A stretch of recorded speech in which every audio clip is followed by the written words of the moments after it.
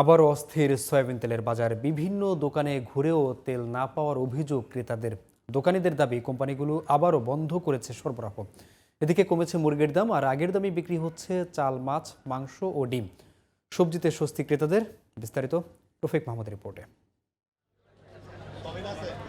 Shamsuzzoha Kochi soybean তেল কিনতে এসেছেন রাজধানীর রামপুরা কাঁচা বাজারে। ৩-৪টি দোকান ঘুরেও তেল না পেয়ে হতাশ তিনি। এর আগে কিনলাম তখনও দাম পাওয়া যাচ্ছে না, থেকে দাম বেশি নিল, সেটা শেষ হয়েছে, এখন আবার খুঁজছি পাচ্ছি না। তার মানে দেশটারে লুটে পুটে খাচ্ছে ব্যবসায়ীরা, এই তেল ব্যবসায়ীদের ধরে জেলে পড়া দরকার। আগে সরকারের নিজের ইম্পোর্ট করে এনে জনগণের চাহিদা পূরণ করা দরকার। মুদি দোকানিরা বলছেন মাঝে সয়াবিন তেল কিছুটা পাওয়া গেলেও কিছুদিন থেকে আবারও বন্ধ সরবরাহ।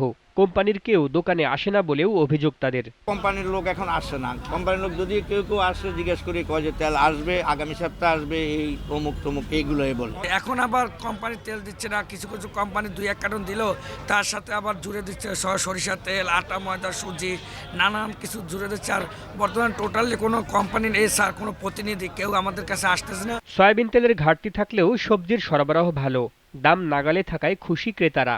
শসা আপনি 30 টাকা বা 35 টাকা হলে পাওয়া যায়, আর মূলো হলে আপনি 20 টাকা করে কেজি।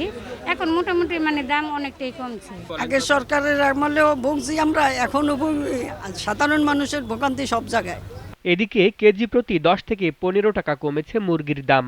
সামনে আরো কমবে বলে আশা ব্যবসায়ীদের। এখন আগে আসছিল 230 টাকা, এখন 200 টাকা, 190 টাকা। মুরগির দাম আগে একটু কমছে। কেন কমছে?